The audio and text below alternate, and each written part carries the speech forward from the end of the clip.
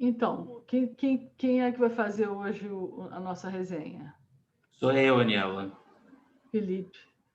Ok. Pode projetar? Pode sim, eu vou deixar você participar. Emily, você tá melhor, Emily? Tô sem respirar pelo nariz, mas vamos lá.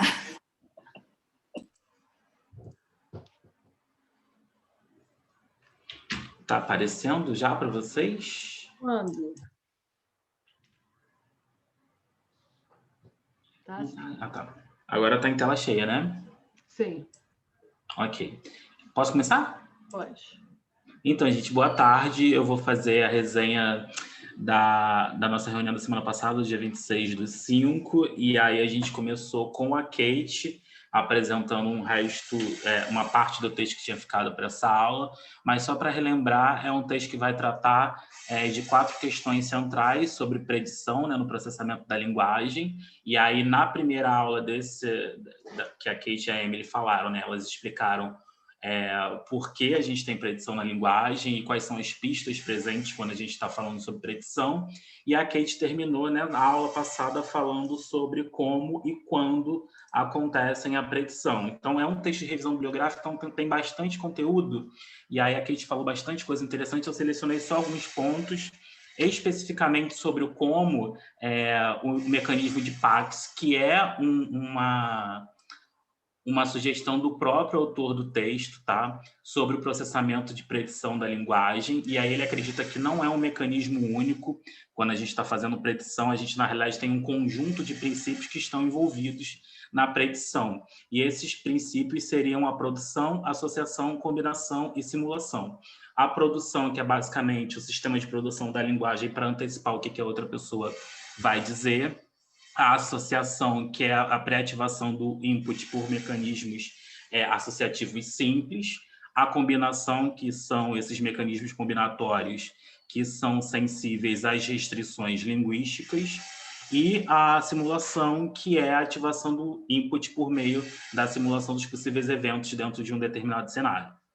E aí, esses fatores, né, que identificam esses diversos princípios que constituem os PACs, né, eles devem ser mediados por alguns fatores específicos, como memória de trabalho e velocidade de processamento, idade e alfabetização.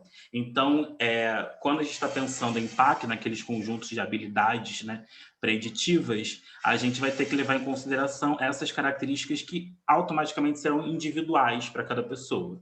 Então, estudos sugerem sobre a memória de trabalho e a velocidade de processamento que as habilidades aprimoradas de memória de trabalho suportam, assim, quando você tem um desenvolvimento pleno da memória de trabalho, você usa bastante, esse tipo de habilidade aprimorada, ela suporta uma antecipação do processamento da linguagem falada. Agora, no entanto, quando você tem uma velocidade de processamento diminuída, esse efeito é oposto.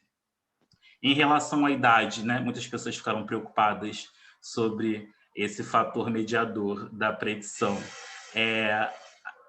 Estudos sugerem, né, que quanto adultos, num experimento de leitura de adultos mais velhos, né, a predição parece estar menos presente, e aí sugere que a diminuição do processamento preditivo da linguagem pode refletir uma conectividade funcional menos eficiente para o processamento da linguagem ou uma disponibilidade diminuída para esses recursos neurais envolvidos no processamento da linguagem. E a alfabetização, né, que também tem alguns estudos que indicam que quanto melhor essas habilidades são aprimoradas, elas aparentam, né, estar ligadas também a um mecanismo de predição mais efetivo e mais eficiente. Então, o autor especificamente fala como a predição funciona baseado nesses PACs e nesses fatores mediadores que acabam sendo individuais. Quando ele vai falar sobre quando a predição funciona, ele já não tem uma resposta mais organizada para esse tipo de pergunta. Ele diz que os estudos nesse tipo de área... Felipe, antes de você falar do quando, eu só podia fazer só dar um toque assim, histórico nessa coisa dos PACs.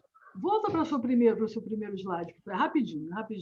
É só para vocês entenderem que quando, mais ou menos nos anos 70, surge a psicolinguística, muito baseada, muito colada nas coisas da gramática gerativa, que foi assim que a coisa aconteceu, a gente estava pensando naquele falante que seria um falante idealizado. A gente não estava muito preocupado, nem muito pensando, levando em consideração coisas como memória, que mudam muito com a idade, também a posição socioeconômica, nada dessas coisas. Então, a gente estava lidando mesmo com o número 3. O número 1 e o número 2 não estavam muito bem no assunto. E aí a psicolinguística teve ficou muito forte e cresceu muito com testes que basicamente olharam para esse número 3. Aí, as outras teorias que pensam no uso junto, elas vieram meio que dizendo, não, tem coisas que você tem que olhar. Isso culmina, então, nesse mecanismo de Pax.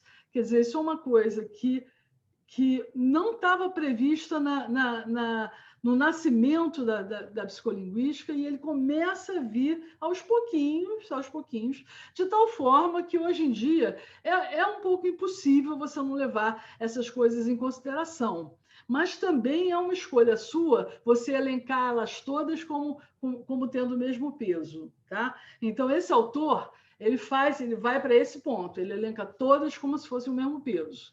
Tem pessoas que vão achar que o peso é diferente, embora seja impossível você ignorar que existam essas coisas do uso e que essas coisas do uso realmente modificam muito o resultado que se colhe com essas pessoas. Então, vocês estão entendendo como é que a coisa funciona? A gente tem que ter um bom senso aqui para te pegar das teorias o que a gente acha melhor. A gente não precisa comprar a teoria inteira, nem precisa comprar a teoria com a cara que ela está vindo. A gente pode, a todo momento, duvidar e a todo momento tentar fazer alguma coisa aqui para modalizar isso. Tá? Então, o Felipe falou muito bem, ele dá realmente como 1, 2, 3, 4, 5, ele dá linear. Mas a gente não precisa aceitar que seja linear. A gente pode achar que existe uma estrutura um pouco diferente aí no que está acontecendo. Desculpa, Felipe, não vou mais te interromper, não. Foi só para falar isso, que é importante. E aí... Opa, não está passando.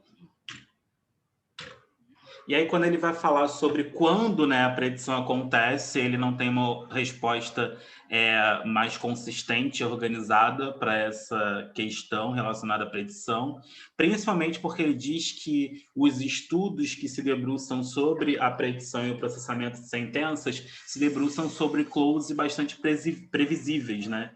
Então, na realidade, é necessário que a gente tenha estudos e experimentos que se debrucem sobre sentenças com uma probabilidade de close baixa, tá? Mas, mesmo assim, ele aponta que há estudos que indicam que nem todos que compreendem linguagem fazem predição. E também uma outra perspectiva que ele dá para a identificação de quando a predição acontece, ele levar em conta esses fatores mediadores, que seriam fatores individuais, para a gente guiar essas investigações, para a gente, não, para as pessoas que pesquisam predição, guiarem os experimentos, os estudos. E aí, na sequência, a gente entrou no texto apresentado pela Adriane e pelo Bernardo, que eu até achei bastante interessante a ordenação que deram para esses textos, né? Porque você vai lá, delimita o que é a predição, e aí agora você começa a refletir se a predição ela é adquirida ou ela é um pré-requisito para a linguagem. E aí esse estudo vai dar conta justamente de investigar essa questão. É um estudo feito com crianças, e são 2 experimentos de rastreamento ocular que vão investigar tanto a predição da forma quanto a predição de significado. E aí o experimento 1, né, as crianças ouviam esse tipo de sentença, e aí aqui seria um experimento que dá conta de identificar a forma, né, uma predição da forma, porque quando você tem um artigo desse tipo no inglês, você precisa necessariamente de um substantivo que inicie com um fonema consonantal, e quando você tem um artigo desse tipo, você precisa de uma palavra que inicia com um fonema vocálico. Então, a a presença do determinante nesse contexto identifica a forma do substantivo seguinte. E no segundo tipo de experimento, você levava em consideração o significado. Então, 1 bola e 2 sorvetes. Então, você já não passa, você já está partindo de um outro pressuposto, partindo de um ponto em que você vai ter que atribuir significado aos elementos. Então, tem que saber o que é 1 bola, o que são 2 sorvetes. E aí a gente tem, eu esqueci de falar que o experimento foi feito com 24 adultos, 40 crianças de 2 anos, 47 de 3 anos e 40 crianças de 4 e 5 anos. E aí a gente tem esses resultados para os adultos, era um resultado já esperado quando a gente está falando de significado, então há uma facilitação no olhar para quando você tem um determinante do tipo numeral que vai influenciar o significado atribuído. Agora, quando a gente olha para as crianças, tá, a gente consegue também perceber que há um tipo de influência direta da predição do significado, mas no caso das crianças de 2 anos, a gente não teve resultado estatisticamente significativo, tá? Mesmo que haja uma diferença aqui. Em relação à forma, os adultos, né, parecem também predizer o determinante quando você tem artigo, então parece que é uma facilitação de fato da identificação do elemento visual com a presença do artigo, mas quando a gente olha para as crianças, isso é um pouco mais problemático. Novamente, as crianças de 2 anos não apresentam resultados estatisticamente significativos, as de 3 e 4 e 5 aparentam, mas aí na interpretação dos autores, né, quando a gente vai pensar em esse teste, esse experimento em relação ao significado, todos os grupos dão evidência de predição, mesmo que as crianças de 2 anos não tenham apresentado resultados estatisticamente significativos. Em relação à forma, as crianças aparentam não usarem de predição no processamento linguístico. Entretanto, eles apontam algumas questões envolvidas nesse experimento 1, né, porque eles identificam que na predição de significado há uma crescente à medida que a faixa etária aumenta. Agora, quando você olha para os resultados relacionados à predição de forma, isso não parece se manter, principalmente quando você olha para a faixa etária das crianças de 3 anos. E aí eles fazem uma reorganização desse mesmo experimento, um experimento 2, né, que eles vão tentar buscar, né, investigar se as crianças usam os artigos para fazer essas previsões baseadas na forma. E aí eles controlaram as ordens dos estímulos, porque uma coisa que eu não falei anteriormente é que uma tarefa inicial que eles fazem é uma tarefa de pareamento de figura e palavra. Então, você tem a palavra e apresenta para a criança a figura para ela fazer esse match entre a palavra e a figura. E aí eles pensaram que talvez isso tenha causado algum enviesamento, né, na fixação dos olhares. E aí eles inserem novos estímulos que não são apresentados numa tarefa inicial e os estímulos antigos que são apresentados. E, além disso, eles fazem um controle do tipo de fonema que vai ocorrer com o artigo. Então, eles colocam, ora, 2 fonemas vocálicos, ora 2 fonemas consonantais, e a possibilidade de você ter 2 fonemas diferentes que iniciam as palavras que são seguintes ao artigo. Eles não entram na discussão, eles não fazem esse experimento com crianças de 2 anos, porque eles já não enxergaram resultados significativamente estatísticos, então só fazem com as crianças de 3 anos e 4 e 5, 41 de cada idade, de cada faixa etária. E aí, cada imagem apareceu 2 vezes por bloco. Nas metades das tentativas, você tinha nomes em inglês começando com o mesmo tipo de fonema, ou seja, vocálico, consonantal, e na outra metade, fonemas diferentes. Em metade das tentativas, a imagem iniciava com vogal e a outra metade com consoante, e a posição em que esses elementos se encontravam também foi contrabalanceada pelos autores.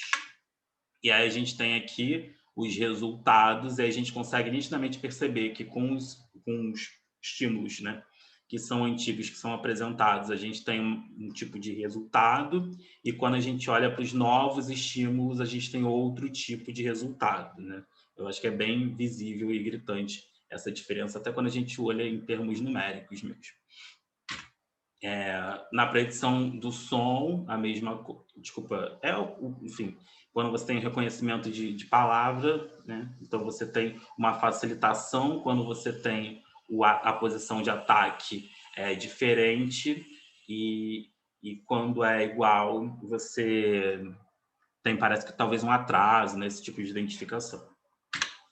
E aí o experimento 2 traz resultados que crianças de 3 a 5 anos mostraram uma capacidade limitada de usar a forma do determinante para prever o substantivo que se aproxima. E, além disso, né, há algumas indicações de que o determinante facilitou o reconhecimento de uma das palavras pelas crianças, embora, né, quando você vai olhar a latência da primeira fixação, isso não se reflete. Então, concluindo, o estudo sugere que as crianças não usam o contexto linguístico para gerar essas previsões sobre a forma, né? O significado aparenta, sim, que há uma questão semântica envolvida na predição, mas com essas crianças, especificamente nesse experimento, ele não consegue dar evidências de que o mesmo acontece quando a gente está pensando sobre estrutura. Essa descoberta, ela vai de encontro às teorias de aquisição da linguagem, que postulam que as crianças aprendem com erros de predição, tá? E, além disso, os autores também sugerem que essas predições de alto nível, que é aquela, por exemplo, que é muito visível de você perceber. Então, quando você vê, sei lá, você sabe que depois de um verbo, né, há uma tendência a vir um substantivo. Então, essa é uma predição de alto nível porque ela é bem gritante. Então, esse tipo de predição, ela facilita o aprendizagem da linguagem, né, pelas crianças, minimizando a dificuldade do processamento da linguagem. No entanto, né, a predição ela não parece ser o elemento principal para impulsionar o aprendizado da linguagem. Então, já lá no começo, ele dá a resposta para a pergunta do começo, de que, na realidade, parece que é adquirido e não pré-requisitado, né? E uma outra observação que ele faz na conclusão é que a predição de baixo nível, que seria esse exemplo do experimento que usa os artigos, né, seria essa habilidade aprendida pelas crianças.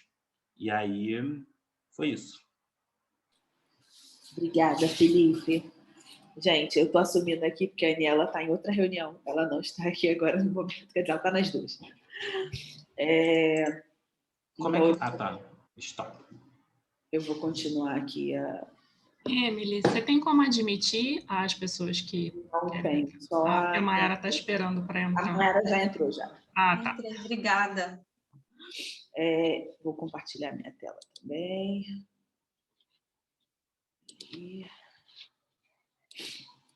Deixa eu voltar aqui. Vocês estão vendo, né? Estão conseguindo ver, né? Está tudo certinho? Sim. Tá. Acho que é mais uma para voltar. Ok. Então, eu vou apresentar esse texto aqui, que, né, distingue na integração, as abordagens de integração e predição com modulações de ERP no processamento da linguagem através de um design experimental. Bom, o texto... Deixa eu botar vocês aqui para cima. O texto começa, então, pontuando que a predição tem sido postulada como um componente, né, do processamento linguístico e que isso tem tomado uma grande proporção dos estudos de linguagem. E o N400 tem sido interpretado como um marcador de predição em boa parte dos estudos. Mas o fato é que os pesquisadores não conseguiram até então, né, discriminar se esse marcador refletia um processo de predição ou de integração de fato. Então, lembrando que o N400 é um potencial, né, evocado aos 400 milissegundos, potencial negativo, que tem sido amplamente ligado com violações semânticas. né? Assim, tanto de lexicais, quanto de conhecimento de mundo, enfim. E formando, então, essa onda aqui. Foi? Tá. Então, visto que a lacuna a ser preenchida é tentar distinguir o que é predição e o que é integração, o objetivo desse estudo é fazer essa balança e tentar eliminar os vieses para entender o que de fato o N400 pode representar, ou se, no sentido de, se ele representa predição, é apenas predição, se ele representa integração, é só integração, ou, enfim, o que ele é nesse sentido, nessa teoria, com base na teoria da predição. Lembrando que a predição é um processamento que é top-down, assim como e a integração é um processamento bottom-up. Bom, os estudos iniciais de N400... Gente, deixa eu fechar aqui rapidinho a janela, que tem muito sol. Tá em cima do computador, só um minuto.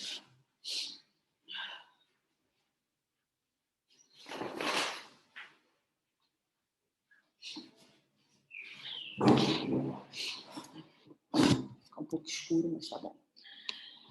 Os estudos de N400, inicialmente, se voltaram muito para esses aspectos de violação semântica. Mas, hoje em dia, a gente já tem outros estudos que têm mostrado um N400. Estudos como, por exemplo, que indicam uma pré-ativação baseada na forma da palavra ortográfica.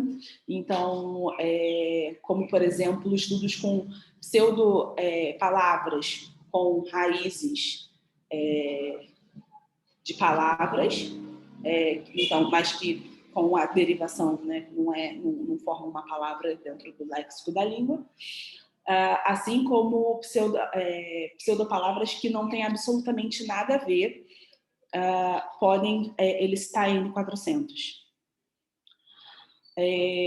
Estudos ainda mais recentes têm mostrado a presença do componente em pré-ativação de formas fonológicas de palavras. Então, estudos com rima têm apresentado que é possível que o falante, o ouvinte, espere uma determinada palavra, um determinado alvo, e quando isso não acontece, um N400 é gerado. Só que, frente a tudo isso, esses estudos têm um problema, né, praticamente todos eles. Eles não medem o tempo, quer dizer, eles medem o tempo de processamento durante a palavra-alvo e não antes. Então, como é que você afirma que isso é uma predição, né, se você não tem um processamento anterior? Alguns estudos tentaram fazer isso, e um exemplo que o texto traz são os estudos com artigo indefinido, no inglês, precedendo uma palavra que comece com consoante ou com vogal, né? Então, o artigo vai ser diferente dependendo dos dois casos. Só que esses estudos, acho que é um estudo que apresentou um resultado significativo, e um outro estudo tentou replicar e não conseguiu. Então, ainda é uma coisa a ser estudada, a ser pesquisada melhor. Então, de fato, o que até, né, esse momento, o que estava de fato para os atores era que, parcialmente, pelo menos, o N400 ele reflete uma pré-ativação. Agora, não fica claro se isso era um processo de antecipação, mesmo de predição, ou não. Mas algum tipo de pré-ativação parcial acontece, sim, quando a N400 está ligado a um estudo de predição. Bom, então, esse estudo que a gente vai ver hoje, eles tinham a dificuldade de trazer o estudo da predição para um contexto de estudo neurofisiológico. Vocês viram ao longo dos nossos encontros que boa parte dos estudos são feitos com teste de Close, né? Outras metodologias um pouco menos sofisticadas, vamos dizer assim, né? Amplamente válidas, né? E bem conceituadas na psicolinguística, mas os resultados de estudos de predição para tarefas como, por exemplo, neurofisiologia, não tinham resultados confiáveis, e até mesmo pela dificuldade de se manipular as condições experimentalmente, no design experimental, que pudesse ser comparado, né? E de uma forma fidedigna. Então, esse estudo, eles tentaram, né? Foi o que eles fizeram, manipular o contexto sentencial para que dessa forma o contexto não fosse enviesado para a palavra alvo, né? E que pudesse ser igualmente integráveis nas condições, né? Eu já vou mostrar as condições para vocês. Gente, deixa eu respirar, que eu estou ficando sem ar. E aí, a partir dessa manipulação do contexto sentencial, eles, então, uma vez que eles, vamos dizer assim, cancelam a integração, o viés da integração, sobra a preditabilidade lexical. E uma vez ela acontecendo, né, vai dar uma diferença no N400. E eles fizeram isso, essas manipulações acima, com um experimento inicial de Close, um pré-teste, na verdade, de Close, para garantir que tivesse uma baixa restrição semântica na tarefa, que pudesse ser aceito ou várias palavras dentro daquela lacuna, né, e assim não ser um contexto altamente preditivo. As predições, eles chamam assim de predições experimentais. Nossa! Alguma coisa na rua. Ou a condição congruente. Eu não falei, desculpa. O estudo deles foi com rima também. Eles usaram aquele background de que havia alguns estudos já de rima tentando... Eu acho que eu falei isso, gente. Não falei, né? Acho que não. Vamos lá, eu falo de novo. Obrigada, Felipe. Então, anteriormente, alguns estudos com rima foram feitos para ver se existia uma representação fonológica ali que de alguma forma induzisse o ouvinte a esperar alguma coisa, né? E esses estudos mostraram que sim, né? Que em contextos de rima você pode esperar uma determinada palavra, né? E essa palavra será altamente preditível ou não, baseada na rima. Então, só que esses estudos não manipularam essas questões de integração. Posso perguntar uma coisa? Esses estudos, eles prediziam a presença de uma palavra, mesmo uma palavra específica? De uma palavra específica. Porque assim, porque esses estudos não controlavam o contexto também. Uhum. E aí você acabava tendo o viés de contexto e o viés da rima. Você tinha uma frase, porque é tipo construir um poema, né? Você tem uma frase, você ouve inteira, e você tem a segunda frase que vai faltar a última palavra. Então, você tinha uma informação anterior, né?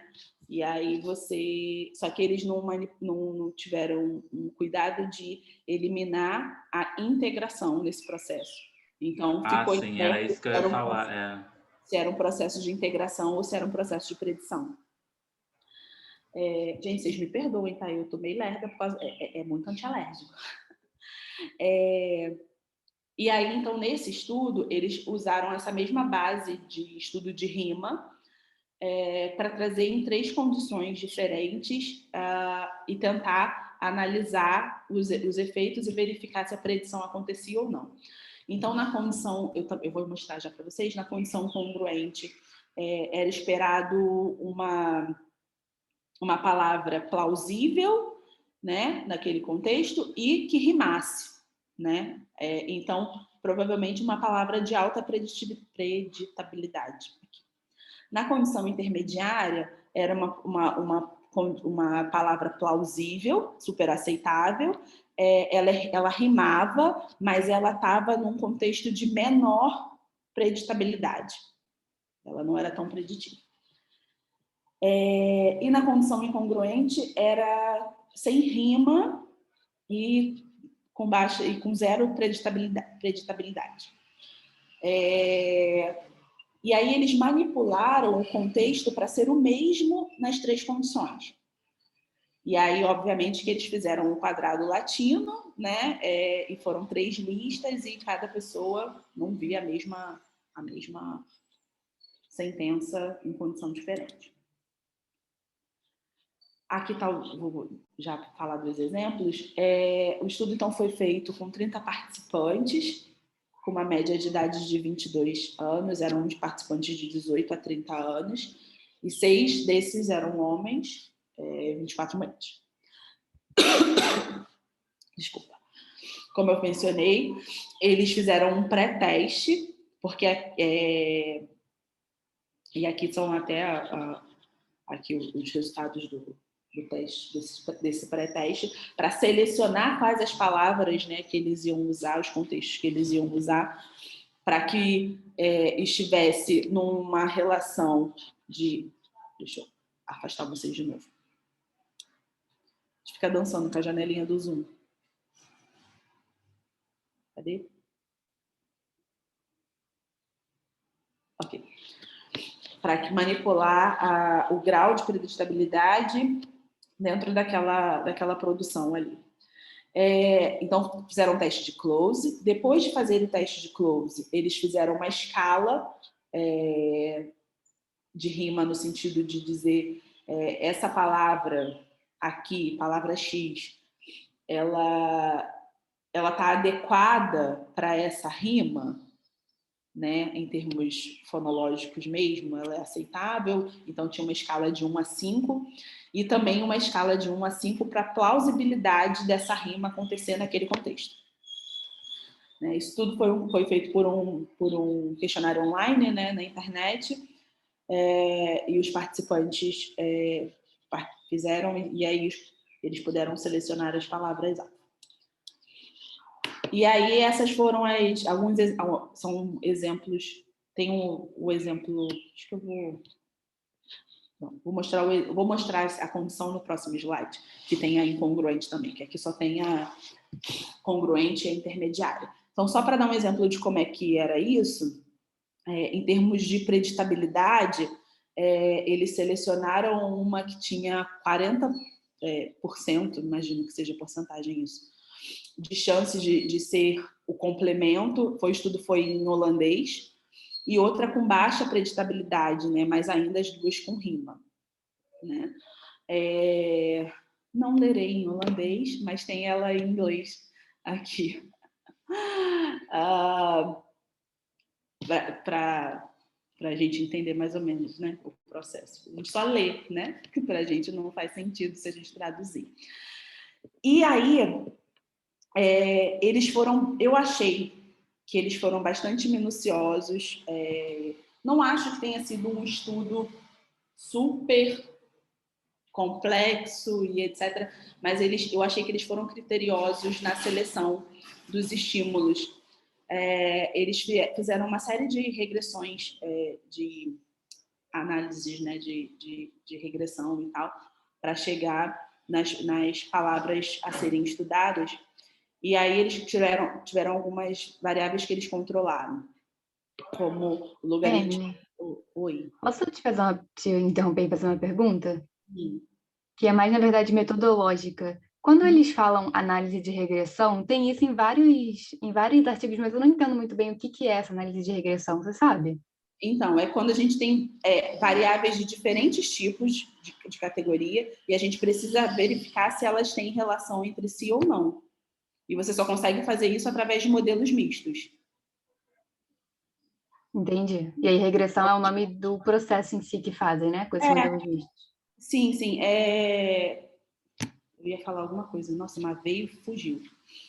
Mas, sim, é uma abordagem estatística específica para quando a gente tem variáveis de diferentes tipos. E não dá para fazer análise de variância direto. Entendi. Obrigada. Vamos lá. Então, eles verificaram a frequência da palavra logaritmo, não sei. As fronteiras fonológicas, a densidade de fronteira fonológica, concretude, imagino que seja isso. O prime, a distância semântica entre o prime e o alvo, a distância semântica entre a palavra e a sentença, entre o alvo e a sentença, a avaliação da rima e a avaliação da plausibilidade. E aí o texto chama atenção para isso, né? Para a gente ver que realmente eles foram, né, o máximo próximo possível. Então, na avaliação da rima, a gente pode ver que as médias foram entre a congruente e a intermediária, que é principalmente aquelas que estavam avaliando o fenômeno de predição, eram muito semelhantes, né? Não haviam diferenças entre elas.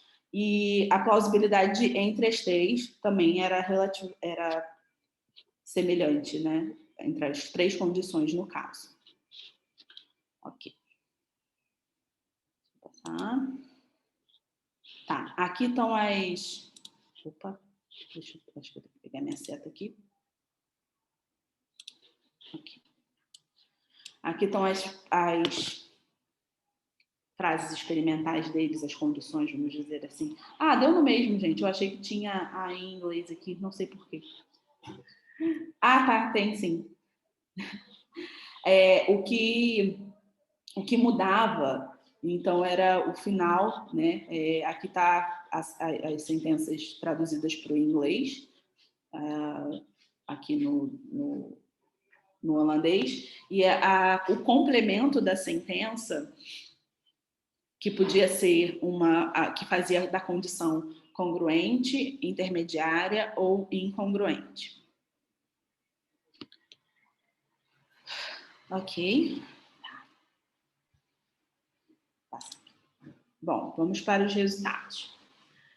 E aí eles, né, fizeram todas as manipulações específicas de tratamento dos herpes, filtragem e etc. Um dos participantes foi eliminado porque não estava com uma boa qualidade e trouxeram esses resultados. Então, aqui o 0 é quando eles começaram a ouvir a palavra, quando eles estavam antecedendo a palavra alvo, né?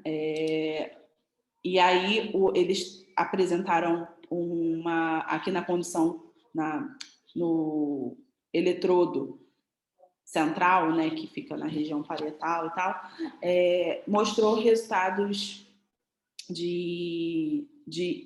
já de um herpes, e essa área aqui é a área que é potencialmente a área topográfica de N400.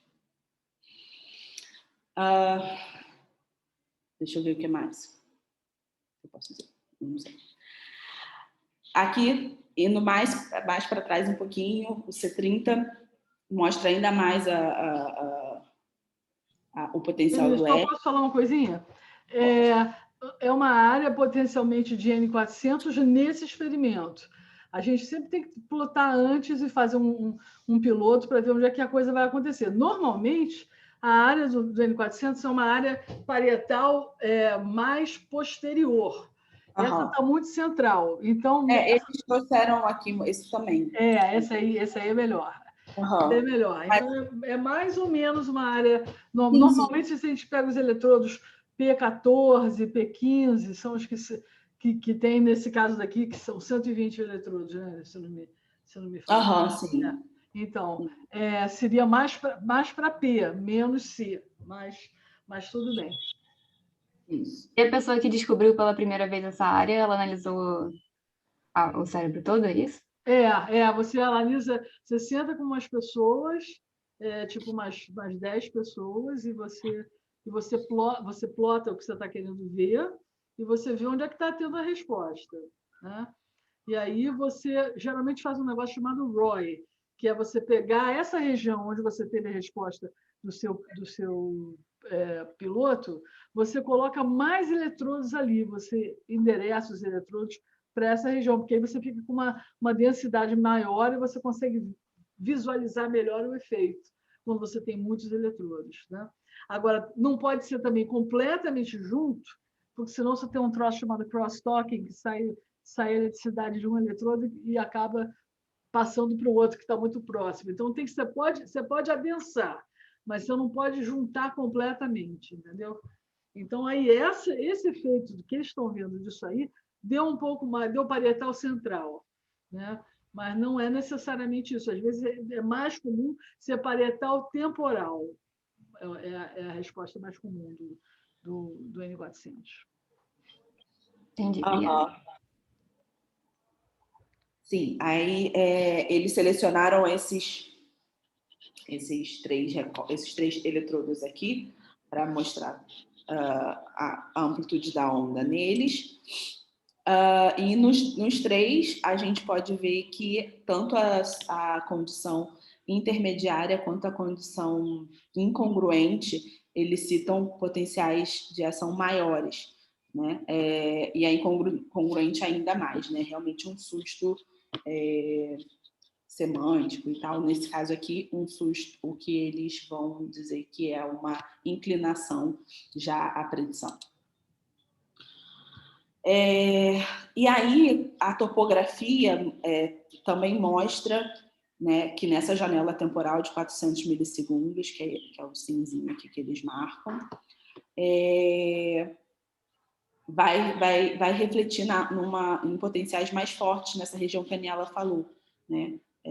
Pareto occipital, né? Dos eletrodos centrais e mais posteriores, conforme a incongruência vai ficando mais evidente. Então, quando eles compararam a condição incongruente com a condição intermediária, a gente percebe que foi uma média, né, mais baixinha. A intermediária com a congruente, né, como já mostrou aqui uma diferença aqui, vamos dizer, o susto maior, já houve uma computação de potenciais maiores. E, por fim, quando comparou a incongruente, que é extremamente não aceitável, vamos dizer assim, dentro do contexto da rima, porque a tarefa era uma tarefa de rima e os participantes sabiam disso, aquilo ele estava ainda mais, e o mapa topográfico evidenciou essa ativação Pareto occipital. Esse texto é muito curtinho, gente. Estamos terminando já. Bom, e aí os autores começam terminam, né? A discussão já é a conclusão, eles não têm uma parte de conclusão final. Eles comentam que é muito difícil controlar a predição de integração, né? E que fazer um contexto igualmente preditivo para todas as condições é uma tarefa complicada. Mas, como eles encontraram uma diferença significativa entre a condição congruente e a condição intermediária, ou seja, mesmo havendo rima, mesmo havendo um contexto que era igual, mesmo tendo toda essa manipulação e onde só gerava efeitos de predição, o N400 estava presente. Então, ele pode ser atribuído ao fenômeno de predição com um alto grau de confiança. Agora, as questões que foram problemáticas, né, que eles pontuam no estudo. O teste de close, como eu mencionei anteriormente, ele não é uma ferramenta tão... Como é que eu posso dizer isso? Em termos de design experimental, ele não é tão... Adequado? Eu não sei se seria adequado, mas sofisticado, né? Foi isso que eu usei anteriormente. Ele não é tão sofisticado. Então, que para um design experimental, talvez fosse mais interessante um estudo de corpos. Além disso, esse estudo, né, amplamente controlado, que vocês viram que eles fizeram diferentes manipulações estatísticas, análises, etc., para chegarem naquele tipo de tarefa, ele não reflete situações rotineiras nossas de processamento de linguagem. Então, aqui nessa situação foi encontrado um resultado favorável à hipótese de predição e à hipótese de que o N400 é um marcador de predição. Mas não se pode generalizar isso para o processamento da linguagem em si. Não podemos dizer que os efeitos de predição são tão reais e eles citam N400 em contextos normais. O estudo ele não apresentava, não respondeu, não nos disse em qual nível de representação os participantes prediziam a palavra-alvo. Né? A gente sabe que eles estavam no nível de representação fonológica, de manipulação de rima, mas não se sabe, não ficou certo se foi essa habilidade da rima especificamente que antecedeu e fez ele citar o N400. Alguns contextos. Então, assim, sobre a questão das situações rotineiras de processamento de linguagem que o estudo não favoreceu. Eles mencionam também que isso mostra que em alguns contextos os falantes podem e fazem predição ativamente, como nesse estudo. Então, nesse contexto ficou claro isso. E o N400 ele pode, em situações controladas, ser um marcador de predição. Desculpa. Pode ser um marcador de predição. Por fim, é possível controlar as condições e entendermos melhor os fenômenos, até mesmo em estudos experimentais. É o que eles trazem, sim, de conclusão final. Né? Lembrando que a dificuldade do estudo de predição é colocar ele dentro dos moldes do design experimental, dos estudos experimentais. E eles, pela primeira vez, acho que foi a primeira vez publicada, né? Eles mencionam um outro texto que estava em preparação, que também está trazendo isso, mas com uma outra abordagem. Eles estão tentando verificar as relações espaço-temporais. Então, pela primeira vez, eles conseguiram trazer um contexto de estudo de predição para um design experimental usando a eletrofisiologia. Então, isso mostra que é possível, né? Outros estudos precisam ser feitos, além desse, para poder corroborar ou não os achados. E, gente, é isso. Fim. Eu posso fazer uma pergunta? Claro. Assim, eu acho que é uma dúvida que eu tenho e eu entendo que seja fundamental entender isso que eu vou perguntar para compreender melhor esse experimento. É a diferença entre predição e integração. Lá no começo, a Emily, você até comentou, né, que predição, se eu não me engano, é um processamento top-down, e integração é bottom-up. Mas, assim, talvez eu seja até ignorante nisso, mas eu não sei a diferença entre um processamento bottom-up e um processamento top-down. E aí, consequentemente, eu não entendi a diferença nesse experimento da diferença entre predição e integração. É difícil mesmo, né? Eu acho que sei, mas acho que não sei também. Mas o fato é que os processamentos... deixa eu voltar lá no slidezinho. Os processamentos top-down, eles partem de um conhecimento que é específico, é o que se acredita, né? Para um conhecimento de domínio geral. Os processamentos bottom-up partem do conhecimento geral, de uma habilidade geral para uma habilidade específica. E aí, no caso, predição e integração se distinguem pelo fato de as informações de integração vêm de mais de um... como é que eu posso dizer isso? Não seria mais de um estímulo, mas seriam informações mais plurais, que não apenas a probabilidade de tal coisa acontecer, mas a probabilidade de tal coisa acontecer em determinado contexto. Entendeu? Já melhorou bastante, não entendi nada. Mas Obrigada. não sou a melhor pessoa para explicar. Tá, mais alguém tem alguma dúvida? Tá passando a salada de fruta. Eu tenho uma dúvida. Pode falar. Pode falar, Júlia. Tá multado o seu microfone. Desculpa, eu estava aqui falando, achando que vocês estavam me ouvindo. Na verdade, numa frase específica entre a penúltima e a última página. Eu não sei se você prefere que eu te diga qual é a frase do que eu leio. No texto? No texto, Porque ele fala de integração de forma, de predição de forma por causa do ritmo. Eu não entendi muito bem. Fala aí a página. Overlap fonológico. Entre a página 7 e a 8.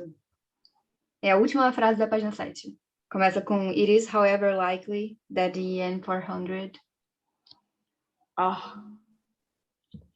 Tá, aí ele estava falando sobre o fato de que o estudo não traz qual nível, né, de representação o participante fez a predição da palavra.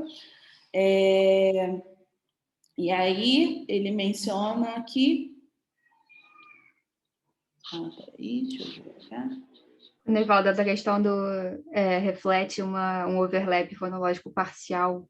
Não entendi muito bem essa parte. E a relação com o close. A relação com o close? Não. Por que eles podem afirmar que parcialmente uma representação fonológica existe? Porque eles usaram rima. Então, alguma coisa de fonologia, com certeza, garantiu esse resultado. E isso tornou a palavra-alvo altamente preditível ou não. Entendi, até entendi. Então, é isso. Ah, tá. Tá, então, a questão então, do ritmo ter influenciado no nível de preditividade, que seria o top-down. Isso. A rima aí. E a gente pode dizer que isso seria o top-down da predição e não integração? Nesse estudo, sim. Nesse estudo, sim. Mas eles deixam claro isso, que eles não podem afirmar qual nível de representação foi ativado ali, pré-ativou essa situação. Mas, com certeza, parcialmente, foi a forma fonológica que esteve envolvida. Agora, se foi só fonológica ou se foi outro tipo de, sei lá, o conteúdo, né? Enfim, eles não podem, eles não sabem. Outros estudos precisam ser feitos. Entendi. Obrigada, Emily. Nada.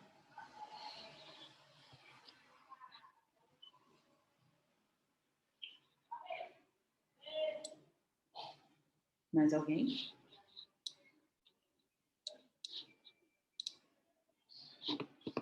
Parei de compartilhar minha tela. Já que ninguém está falando, eu posso pedir uma outra pergunta? Pode. Desculpa, eu tô com muitas perguntas hoje. Não é sobre essa apresentação, porque ela foi muito clara. Eu entendi tudo que você falou. De novo, sobre uma coisa que está no texto, que na verdade agora é um gráfico. É a figura 5. Eu não entendi essa figura, assim. Como eu analiso isso? Vou te falar, a figura 5 é complicada também, li, reli. Né?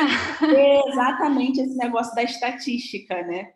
Que é complicado para a gente, assim, eu acho que a gente tem pouquíssimo conhecimento. Mas o que eles dizem aqui é que eles não perceberam diferenças significativas entre as estruturas, né? Assim, entre as estruturas não, entre as variáveis, né? Covariáveis que eles chamam, acho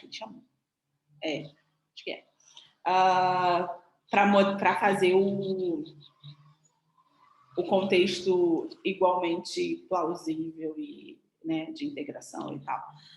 Todas aquelas que eu mostrei, né, naquela tabelinha de valores, eles fazem esse gráfico, né, de unidades padronizadas e, pelo que eu entendi, tanto as linhas em si como os seus desvios padrões não saem do esperado. Isso garante, então, que nenhuma delas foi passível de gerar uma mudança forte na estrutura da sentença que foi criada. Entendi. Obrigada. Mas eu também não Muito complicada, né? Gente, sim. Eu achei que eu estava entendendo, aí chegou a parte de frequência de palavra na última, que tá um bagulhinho abrindo, não entendi nada. Sim. Eu também achei que estava, tipo, tá tudo muito parecido, né? Legal. Aí cheguei em frequência. No último. De palavras, tipo, o que é isso, gente? O que esse negócio aqui? Mas a gente precisa. Mas deu uma esclarecida sobre isso. É verdade. É isso, Aniela. O meu texto era muito curtinho. Tá mutado o seu microfone. E você está apresentando mais alguma coisa hoje? Eu? Não. Alguém tem mais alguma pergunta? Eu tenho uma perguntinha. Emily, no início do artigo você fez aquele detalhe de que não há um contexto, de que não há um contexto externo. Eu não entendi muito bem, tipo, isso, assim. Por que eram só 2 frases, assim? Tipo, se desse mais contexto, não poderia ter mais chance de prever a palavra? Você contamina o seu estudo, né? Você tem que fazer o estudo de forma mais controlada possível.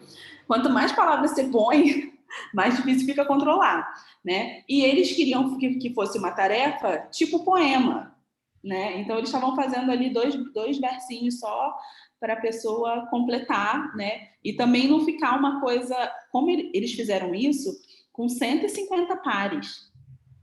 Então quer dizer, coisa pra caraca, né? Para a pessoa ficar montando poema, né? Então assim, se acaba querendo ou não, pode acontecer de você se contaminar com os estímulos anteriores. Então, você não pode ficar botando várias sentenças, né, que é cada vez mais informação, sobrecarrega a memória de trabalho, entram outras questões que podem interferir no processamento da linguagem. E o que eles querem pegar é um fenômeno muito difícil, que é a predição no ERP, né? Então, assim, se eles colocarem mais coisas, como é que eles vão garantir que é puramente predição ou não? Isso tem super a ver com aquilo que eu falei quando o Felipe estava apresentando. Os ERPs, quando apareceram, o grande lance dos ERPs é que a gente era capaz de fazer o tempo ficar tão exíguo que você não estava tendo justamente nada que você soubesse da vida, que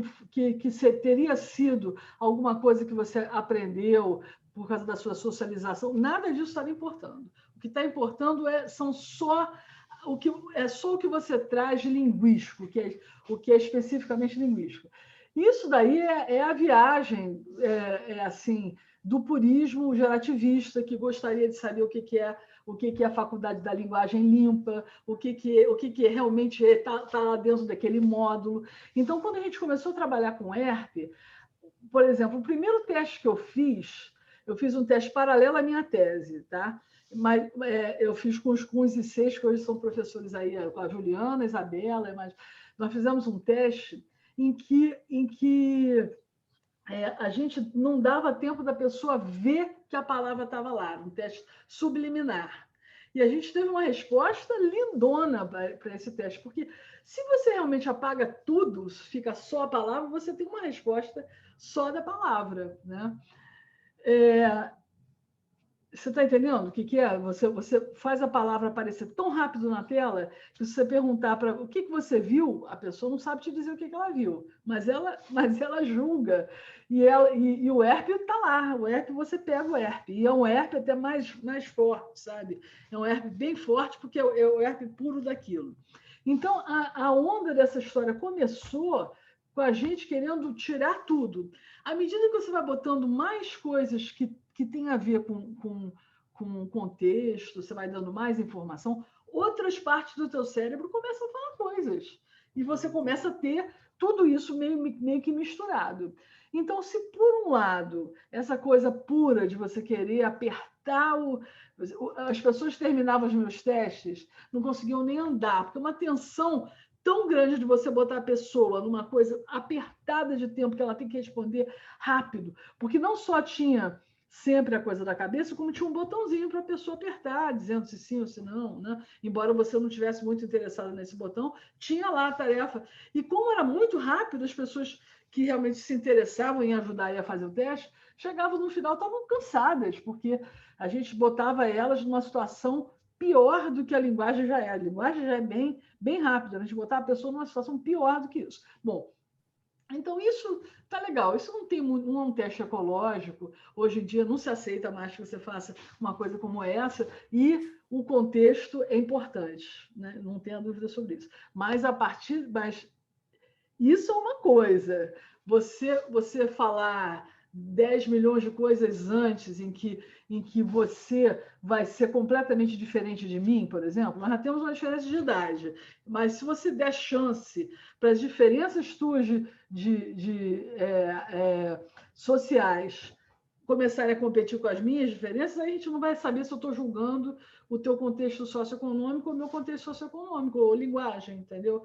Também não pode fazer disso um eixo também, porque aí você não vai estar vendo o que você tem que ver. Você está querendo ver como é que é o processamento de linguagem. Evidentemente, existe um processamento de linguagem. Você como linguista, quer ver isso, né? Então, a gente não pode perder a noção disso. Quer dizer, o que eu tiro disso é isso. Que você tem que achar um caminho do meio, né? E sempre, quando possível, você averiguar essas coisas do uso, que elas são realmente muito importantes e muito interessantes mesmo, mas você tem que, pelo menos, saber que você está dando para a sentença o mesmo teor, cada condição está com o mesmo teor de informação, você não tá dando um teor diferente, porque senão, se você faz isso, aí você não está mais comparando nada, não tem mais nada para você comparar, você não está mais medindo nada. Então, tem que achar uma medida aí, né? Eu adorava fazer as coisas que a gente achava que estava extraindo a cognição de linguagem. Hoje em dia a gente já sabe que não dá para ser tão puro assim, né? Mas também uma história inteira antes não dá. Aí não é a coisa. E tem um negócio que eu acho que eu já falei, não sei se falei aqui ou não, tem uma nova onda de avatar. Esse negócio do avatar eu gosto mais, porque o avatar, assim, te propõe alguma coisa, te faz uma pergunta ou entra em contato com você, né? E aí você responde a ele. Então, o fato de cada uma das pessoas estarem usando um avatar igual, né? Então, essa interação vai ser propiciada mesmo, mais ou menos da mesma forma, mas tem alguma coisa assim que é da conversa. Tem uma isso que esse cara testou, por exemplo, não é conversa, né? O avatar testa a conversa, porque fala uma coisa para você e você tem que responder. É bem interessante, dá uma mistura bem de caminho do meio, né? Mas é muito difícil trabalhar com avatar. Pô, é muito complicado. Mas tá vindo cada vez mais. A gente começa a perceber cada vez mais as pessoas estão usando. Niel, eu posso te perguntar uma coisa que tem relação com isso que você falou agora e também com o que você me respondeu lá no início, quando a Emily estava mostrando as cabecinhas com os pontos específicos? Uhum. E é sobre os gráficos das ondas. Por exemplo, aqui eles estavam analisando o N400, então eles já sabiam que eles iam avaliar como é que a onda estaria naquele momento dos 400 milissegundos. Mas como que a primeira pessoa a achar, por exemplo, o N400, como é que ela olhou para todas aquelas subidas e descidas da onda e ela definiu que naquele momento era o que interessava a ela? Uhum. Porque eu vejo assim os gráficos e eu vejo outros momentos que poderiam ser, sei lá, importantes. Por exemplo, nesse que a Amy mostrou, logo antes do N400 tem um que é um 200, um N200, que todos estão iguais lá em cima. Eu vi ele também lá. Então, por exemplo, o fato de estarem todos iguais já te diz que não é onde está a tua condição, porque a condição é onde abre. Mas isso você só saberia se você tiver as condições muito bem apertadas. Por exemplo, nos meus testes, você sempre vai saber isso. Porque eu não faço condição, as minhas condições são sempre iguais. Eu só mudo um pedacinho, porque senão... Né? Então, aí, nesse pedacinho onde está mudado, você vê uma abertura. Né? Mas como é que eu vou te dizer como é que a primeira pessoa viu isso? Essas pessoas eram 2 psicólogos, tá? A Kutas e o Hiller, 2 psicólogos. E eles trabalhavam já há 15 ou 20 anos já com uma coisa chamada P300, que era um setup bem de fonoaudiologia. Né? Eles trabalhavam com um paradigma que é o paradigma do oddball. Você acostuma a pessoa com uma sequência, você põe assim 3 de um jeito e 2 do outro, 3 de um jeito e 2 do outro, 3 de um jeito e 2 do outro. Você começa a entrar em habituação. Quando você entra em habituação, as ondas alfa, elas começam a aparecer muito no teu cérebro todo, porque você está habituado. Né? Então, por isso que se você tem um white noise, né? Aquele negócio que faz você dormir, porque ele faz a mesma, ele vai te botando em alfa. Então, se você puser esse paradigma do oddball, muitas vezes a pessoa vai fazendo isso. Ela vai 3, 2, 3, 2, 3, 2. Aí você põe 4. Quando você faz isso, você interrompe esse estado. E aí, todas as vezes que isso acontecia, a pessoa tinha uma onda positiva, de polaridade positiva, aos 300 milissegundos. As pessoas que não tinham os 300 milissegundos, que tinham os 350, aos 380, tinham algum problema, estavam com alguma disfunção. E aí você via vários tipos de disfunções que eram medidas através do P300. Então, o P300 foi uma técnica que se usou há muito tempo, uma conversa com o cérebro direta, que foi usada pela fono e pelos psicólogos assim, em grande medida. Mas a Marta Kutas, que foi uma dessas 2 pessoas desse grupo, era muito inquieta. E ela começou a pensar, bom, mas se isso aí é uma coisa que eu estabeleço visualmente, os fonos também estabelecem auditoriamente também, se você fizer bip, bip, bip, bip, fizer uma sequência de bips e uma outra diferente, também dá o P300, o que acontece se eu fizer uma sequência das palavras? Né? Aí, a primeira vez que ela fez isso, ela realmente estava pensando, porque isso é assim, eu estou prevendo que depois de 3 vai vir 2. Ou 2 bips, ou dois qualquer coisa, porque é isso que está acontecendo o tempo todo. Né? Então, eu estou prevendo que vai vir esse same, different, same, different. Né? É isso que eu já estou prevendo. E se eu tivesse alguma coisa de linguagem? Mas como é que eu posso fazer isso? Se eu fizer assim, gato, gato, gato, cachorro, cachorro, eu não posso ficar falando gato, gato, gato, cachorro, cachorro, porque isso vai cansar a pessoa com a mesma palavra. Será que eu posso mudar a palavra? Aí ela pensou primeiro em fazer com a mesma palavra, fez, acho que não deu nada, não conseguiu nada. Aí ela pensou assim, se eu fizer com a frase, eu prevejo que a pessoa vai pensar que naquele ponto vai ter a palavra tal, mas, na verdade, vai ter uma outra palavra. Os testes de Close são da mesma época, você pode perceber, ela deve ter sido influenciada pelos testes de Close. Aí ela pensou na coisa de você passar a manteiga no pão com as meias, né? Não, a palavra era manteiga, na verdade, era manteiga no lugar de butter, numa sentença, inclusive com uma estrutura para o próprio inglês meio esquisita.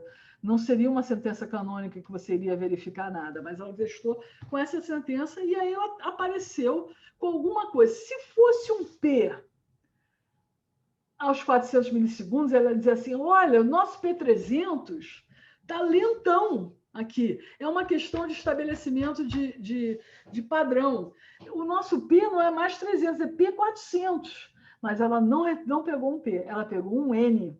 E aí ela começou a fazer um montão de vezes e só mudava a polaridade.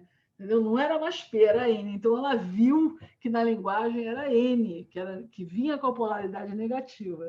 Foi ela que estabeleceu isso pela primeira vez. Então, entre 80 e 84, ela tem 11 textos que são super importantes nesses 4 anos, em que ela faz 1000 brincadeiras. Depois ela própria começa a fazer uns estímulos menorzinhos. Depois ela começa a usar bastante a transição entre verbo e objeto.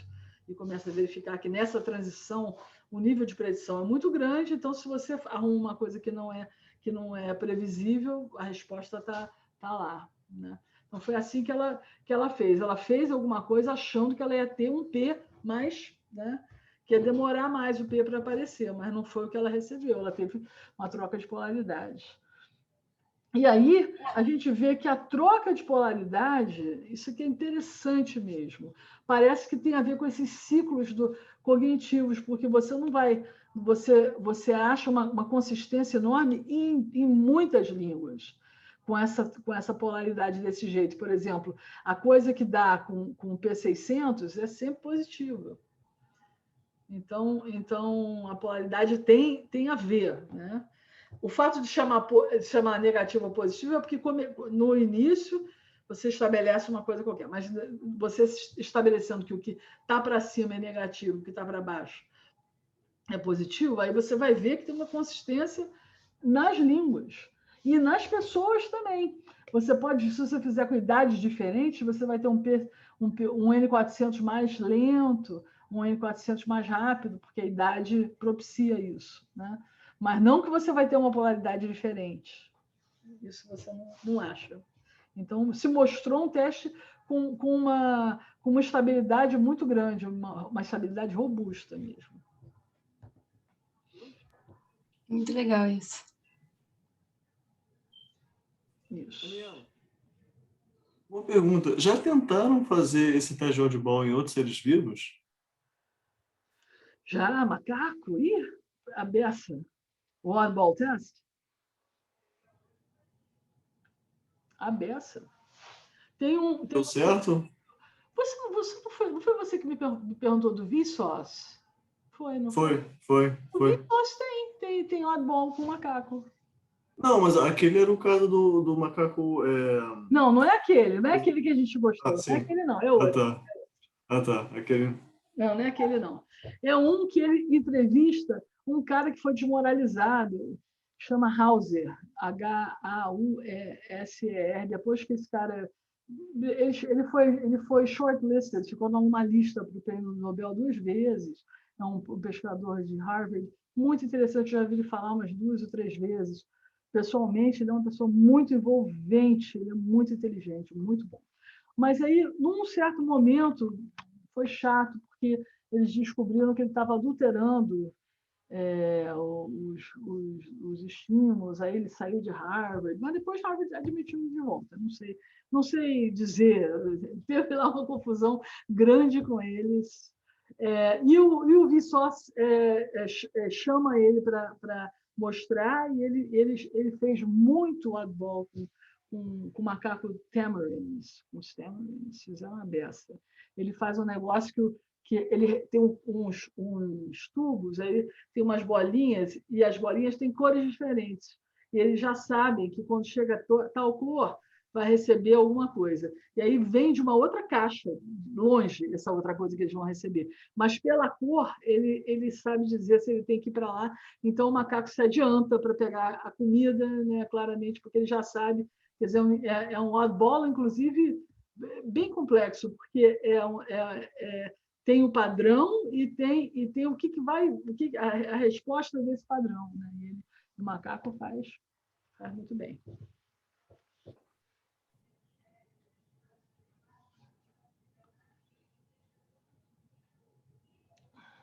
Mais alguma coisa?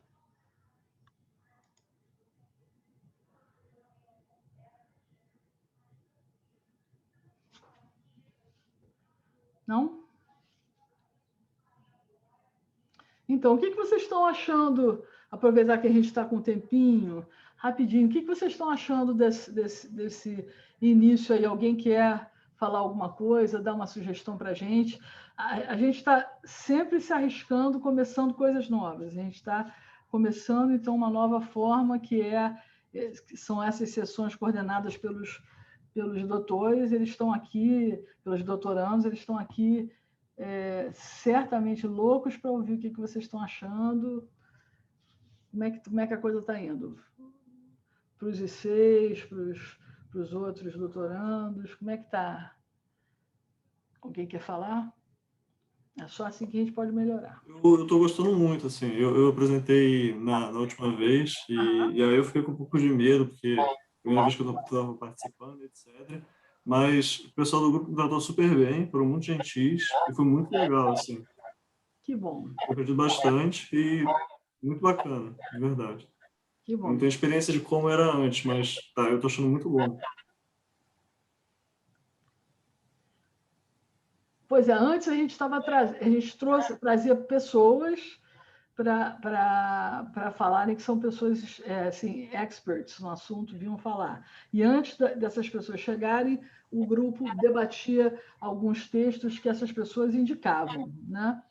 Era um pouco diferente, mas esse jeito tem mais protagonismo para os nossos alunos e é um pouquinho mais assim, mais à vontade. Né? A gente ficou muito na tensão ano passado, porque tinha toda hora tinha uma coisa assim muito oficial, entendeu? Então essa a gente está mais à vontade, que é ótimo ficar mais à vontade. Mas o que a gente quer é saber como é que a gente ganha mais, como é que, né? É muito importante ter muita participação, isso aqui é uma coisa principal.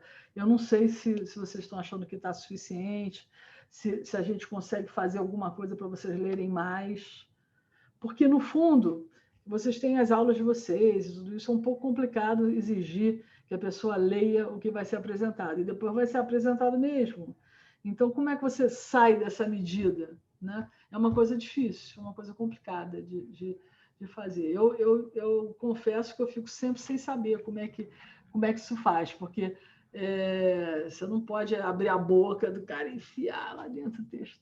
Não tem como fazer isso. Né? Você tem que... Eu acho assim, que está sendo bem legal por vários motivos. Primeiro, porque a gente está conseguindo ver vários temas, né?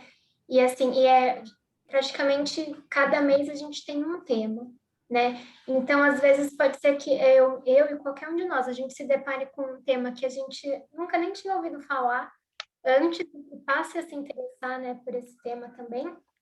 E uma coisa, assim, que eu achei que está me ajudando, pelo menos, até por conta de estar fazendo várias disciplinas, é que os textos, né, os papers, eles não são tão extensos, eles são curtos, né, eles são pequenos. Então, no curso que eu dei papers muito extensos, né? Sim. E aí, eu até estava, assim, num primeiro momento, eu pensei, eu acho que alguns papers do Acezinho eu só vou ler, assim, o abstract, a discussão e os resultados. Mas até agora eu estou conseguindo fazer, né, a leitura inteira. Justamente por serem materiais menos, assim, mais curtos, né? E eu estou gostando bastante. E a gente vai aprendendo muito, assim, não sei, tá sendo uma experiência boa. Que bom, Stefania, que bom. E a Emily, o que achou? Que você está, por enquanto, está apresentando, o que você achou? Ai, eu tô lenta hoje. Então, O tema agora, eu sou suspeita para falar porque está num tema que me Não interessa, né? Não é suspeita, não. Não, eu sou assim. Mas as apresentações que a gente já teve foram boas, né? Eu gostei. Assim, o meu grupo acho que fez um bom trabalho, né? Bernardo, Adriane, Kate.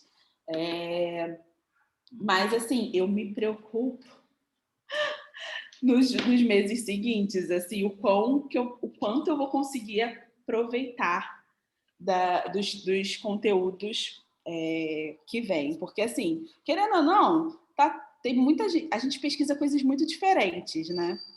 Então, nem tudo a gente vai aproveitar para a gente, né, de alguma forma. E como eu estou no finalzinho do doutorado, eu já estou naquilo de, tipo assim, talvez não aproveite para minha tese, e etc. Posso aproveitar para a vida, né? Então, eu me preocupo de saber se eu vou dar conta de estar tão envolvida e, né, conseguindo pegar tudo, mas assim, acho que é uma opinião minha, assim, não sei. Eu acho que até falei isso quando a gente conversou ano passado, né? Foi uma sugestão que eu dei na época, mas, né, a galera obviamente não curtiu muito, que era se a gente pudesse ter grupinhos de similaridade entre as coisas e discutir coisas dentro daqueles grupos, talvez fosse um pouco mais produtivo em termos de escrita de tese mesmo, de pesquisa, né? É óbvio que a nível de conhecimento, de aprender, etc. Por exemplo, predição. Foi uma coisa que o Marcos sugeriu na minha qualificação. Eu não sei se eu vou conseguir pôr na tese, mas foi interessante para eu conhecer e tal, mas que eu não sei se eu teria lido e buscado entender tanto se eu não tivesse feito essa tarefa. Né? Então, a gente acaba, sim, aproveitando. De alguma forma, é proveitoso. Sempre mesmo para a sua cultura. Mas antes de fazer uma pergunta que não quer calar, e o texto que você vai apresentar? Então, a gente pensou em fazer isso desse jeito, para que a gente pudesse produzir alguma coisa que você tem uma data para você mostrar. Você está sendo a primeira. Como é que isso está funcionando aí? Não está. Não vou mentir. Ainda não está funcionando. Ainda vou ter que sentar com o meu grupo para a gente ver. A gente ainda tem mais um encontro, né? Que é a semana que vem. O próximo encontro ainda é nosso, que é a dinâmica que a gente vai fazer. E depois a gente vai ver como vai sair esse texto. Mas, assim, eu até tenho dúvida. Esse texto, a gente vai, para a gente fazer, tipo, divulgação científica ou uma coisa, tipo, mais formal, artigo? Vocês é que sabem. Se você quiser a divulgação científica, vocês publicam no Rosetta. Se vocês quiserem alguma coisa mais específica, pode até fazer um pequeno experimento, pode... A questão, isso aqui, o que eu acho legal é você ter na tua mão, Emily,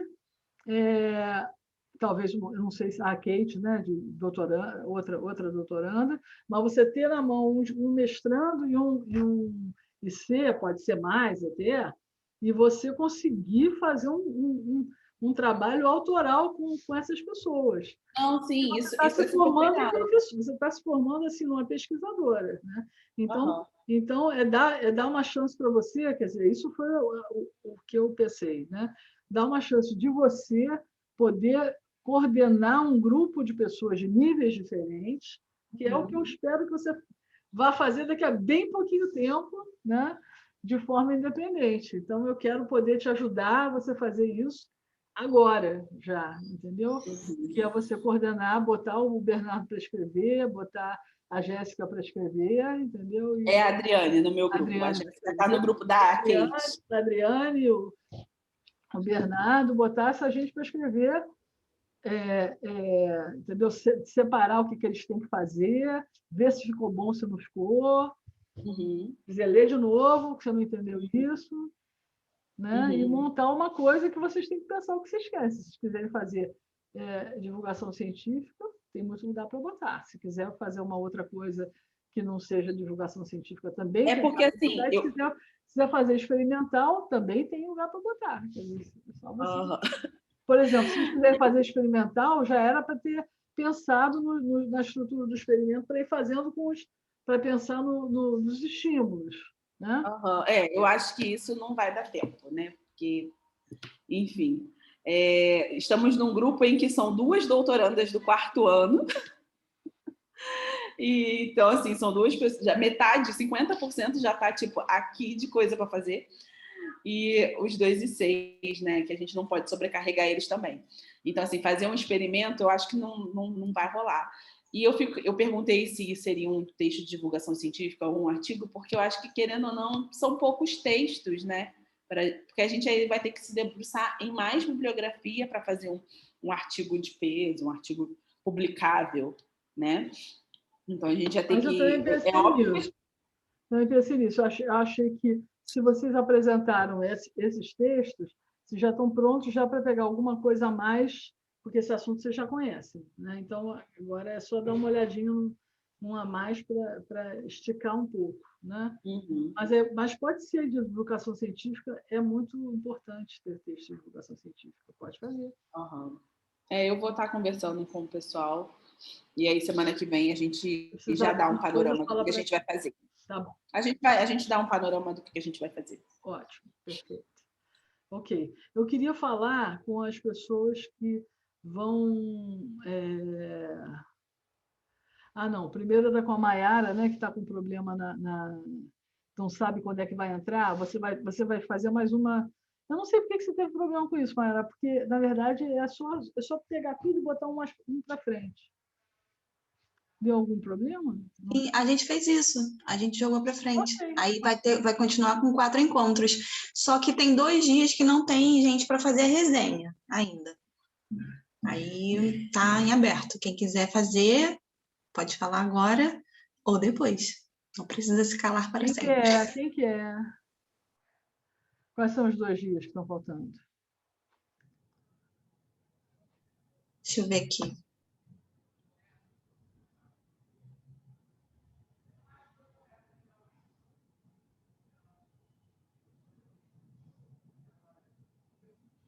Mayara, você gostaria de falar 3? Você prefere falar 3 dias em vez de 4?